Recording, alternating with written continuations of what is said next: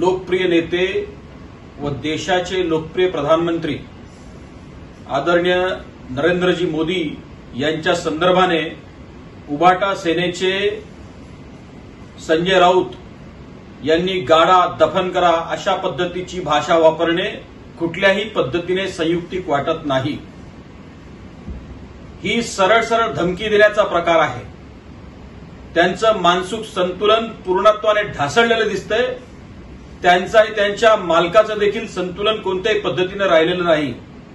ज्या पद्धतीची भाषा ते वापरतायत, मी या संदर्भातली तक्रार पोलीस आयुक्त नागपूर आणि इलेक्शन कमिशन ऑफ महाराष्ट्र यांना केलेली आहे।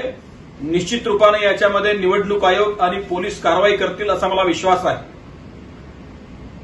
पण हे लक्षात घेतलं पाहिजे की येत्या 4 जूनच्या निवडणूक निकालामध्ये उभाटा सेनेचं भविष्य संपूर्णत्वानं संपलेले दिसेल आणि त्यांचा जो विचार आहे त्यालाच जनता गाडल्या किंवा दफन केल्याशिवाय राहणार नाही।